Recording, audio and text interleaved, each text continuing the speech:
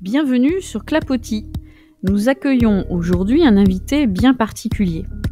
Pour ces épisodes consacrés à l'épreuve orale, jusqu'alors, nous avions écouté nos experts, Mathieu Motin, Brian Rocher, mais finalement, écouter aussi les premiers concernés, à savoir les lycéens, et ceux qui ont déjà fait l'expérience de l'épreuve orale, même si c'était avant la réforme, eh bien, c'est rudement intéressant.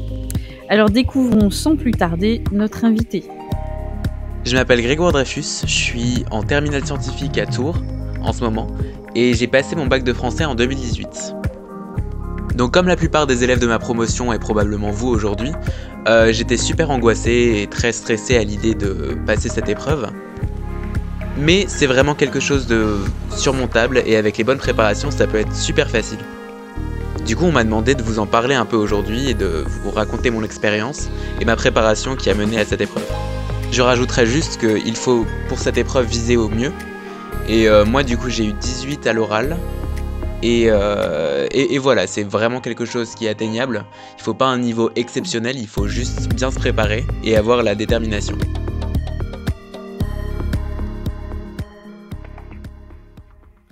Alors, première question que j'ai envie de te poser, Grégoire, qu'est-ce que tu pourrais dire aux élèves qui sont angoissés à l'idée de prendre la parole ? Donc effectivement, à peu près tous les élèves de première que j'ai pu croiser ont à un moment ou à un autre angoissé à l'idée de s'exprimer à l'oral, notamment devant un jury de bac. Il faut savoir que c'est vraiment la difficulté de l'exercice, notamment parce qu'on a assez peu l'habitude, dans l'éducation française j'entends, de s'exprimer à l'oral. C'est pas un exercice qu'on fait souvent. Donc j'ose pas parler pour tout le monde parce que tout stress est différent et toute angoisse se vit différemment pour chaque personne. Mais moi, la solution, ça a vraiment été de m'entraîner à l'oral. J'ai eu la chance de pouvoir le faire dans le cadre de mes cours de français, où on s'entraînait avec les vraies conditions et du coup des vrais examinateurs avec des questions. Mais si c'est pas possible, demandez à un proche, quelqu'un de la famille ou à des amis, de vous tester. Essayez de vous mettre un maximum dans les conditions de l'examen, du coup d'enchaîner la partie un peu rhétorique et après poser les questions. Mais voilà, c'est vraiment en s'entraînant qu'on va réussir à s'améliorer, qu'on va voir une progression et surtout qu'on va gagner en confiance. C'est vraiment la clé pour cet exercice, la confiance. Si on est à peu près sûr de soi, ça demande pas une estime de soi en béton, mais si on est à peu près sûr de ce qu'on dit, la fluidité va venir et on va réussir à faire ressortir l'individualité de nos propos, et ce qui est vraiment la clé de cet exercice. C'est vraiment la capacité qu'on recherche dans cet exercice. Et bien sûr, comme dans toute chose, l'entraînement ça permet de limiter les casses. Donc voilà, il n'y a pas de solution magique pour le stress, mais encore une fois, s'entraîner sans cesse. Et par exemple, regarder des vidéos sur YouTube avec des personnes un peu éloquentes, imiter la gestuelle ou les choses comme ça peut vraiment aider. Moi, je sais que j'ai regardé pas mal de vidéos de discours sur YouTube, parce qu'il y en a plein, et à la limite, imiter cette gestuelle ou la manière de parler peut vraiment aider à gagner, pour gagner en confiance. Dis-nous maintenant comment tu t'es préparé pour l'épreuve orale, comment tu as révisé tes textes. Alors pour moi, en tant que grand stressé, la préparation, ça a été la partie la plus conséquente de mon travail pour l'oral de bac de français, puisque c'est la partie où on a le plus gros contrôle sur nos résultats. Je veux dire, si on connaît bien le texte, il y a assez peu de chances qu'il y ait des accidents le jour même.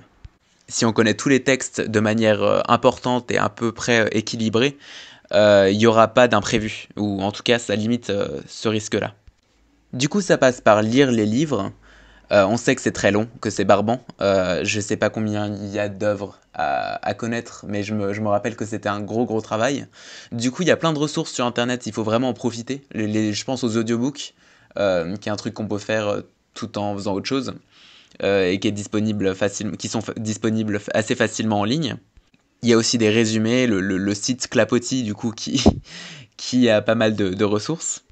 Mais oui, le plus important pour moi, c'est de comprendre et de pouvoir remettre dans un contexte, dans la vie de l'auteur par exemple, l'œuvre, pouvoir expliquer et surtout se forger sa propre opinion. C'est vraiment important d'avoir cet aspect personnel quand on reparle des textes. C'est vraiment ce qui va ressortir de votre oral, votre individualité. Donc voilà, pour moi, la vie de l'auteur est vraiment importante à savoir, limite, elle est vraiment cruciale, parce que ça permet de se forger cette opinion-là, qui est si importante le jour de l'oral. Alors bien sûr, toutes les années, on a nos préférés, et puis même on a des rumeurs malheureusement que tel texte ne va pas passer, ou que celui-là va passer. Et c'est vraiment quelque chose à éviter, parce que baser ses révisions sur ce genre de choses, de rumeurs, c'est vraiment prendre des risques, alors qu'on pourrait très bien travailler ces textes-là, et venir le jour même prêt. Moi, ce qu'on m'avait dit, c'est qu'il fallait travailler le pire texte comme si c'était celui-là qui allait passer. Et c'est vraiment un conseil que j'ai suivi, puisque effectivement on n'a aucun contrôle sur ce qui va se faire. Et c'est beaucoup de travail bien sûr, parce qu'il y a énormément de choses à faire. Mais c'est aussi rassurant, parce que ça a un impact direct sur les résultats. Et il y a tellement d'imprévus le jour même que c'est rassurant de pouvoir se dire que cette partie-là, elle est faite et qu'elle n'est plus à faire. Alors pour le jour J, cette fois-ci, quel conseil tu pourrais donner ? Du coup, oui, pour le jour J, moi, ce que j'avais fait, c'est vraiment que j'avais arrêté de travailler. J'avais arrêté de travailler à peu près la veille. Je m'étais couché tôt. Et après, j'avais retrouvé des amis pour un peu me détendre, prendre un petit déjeuner. Et vraiment rentrer dans l'épreuve en confiance et apaisé. Il y a tellement de choses qui peuvent se passer le jour de l'oral que c'est vraiment inutile de s'infliger un sommeil trop court, par exemple, ou de pas manger. Faut vraiment être dans les bonnes conditions. Parce qu'au final, la partie la plus importante, pour moi, je dirais, c'est vraiment de se démarquer, d'être individuel, d'avoir une voix bien à soi. Parce que la plupart du temps, les questions seront pas sur la vie et la mort de tel auteur, ce sera plutôt sur les ressentis. Comment est-ce qu'on a vu ce texte, qu'est-ce qu'on en a pensé. Le jour J, il faut tout faire pour être en confiance et être à l'aise, parce que ça va permettre d'être en capacité de restituer ce qu'on pense vraiment, et pas de donner une réponse totalement robotisée qui n'a au final pas d'intérêt, et c'est même pas ce que recherchent les examens, les jurys. Donc voilà, je dirais le jour J, vraiment prendre son temps, déstresser, dormir, se laver, il faut juste bien s'habiller aussi, c'est important, parce que la posture, mine de rien, est importante. Mais voilà, essayer de tout faire pour être de bonne humeur, et puis même si le stress sera là de toute façon, moi je trouve que stresser avec des amis, ça reste quand même beaucoup plus agréable et beaucoup plus productif qu'inversement. Et je vais juste rajouter que dans la semaine avant l'oral, ce que j'avais fait, c'était vraiment lire des livres pour pouvoir développer un peu cet aspect individuel, pour pouvoir développer sa voix et son état d'esprit, et vraiment se démarquer par rapport au jury. Alors, dernier point, je sais que souvent votre angoisse, c'est de savoir quel type d'examinateur vous allez avoir face à vous, le fameux gentil, le méchant. Là, qu'est-ce que tu nous dirais à ce moment-là ? Alors oui, la deuxième grosse préoccupation des élèves en général, c'est de se demander sur quel professeur ils vont tomber. Souvent, ça vient des idées reçues, un peu de si on va par exemple tomber sur un professeur plutôt vieux ou vieille, ce sera plus facile, alors qu'à l'inverse, ce sera beaucoup plus difficile et moins bien noté. C'est vraiment des idées reçues qui rajoutent de l'angoisse vraiment pas importante. C'est contre-productif et surtout c'est souvent complètement faux. Moi je sais que je connaissais pas mal d'amis qui sont ressortis totalement découragés parce qu'ils étaient tombés sur un professeur qui avait agi un peu de manière désintéressée, mais en fait c'était vraiment pour les tester parce qu'au final ils ont eu des super bonnes notes. Donc faut vraiment essayer de se détacher un maximum de ce genre d'idées qui sont bien entendu ancrées dans notre subconscient, mais qui en général mènent à de l'énergie un peu gâchée. Souvent ça crée de l'angoisse qui est vraiment pas importante ou productive.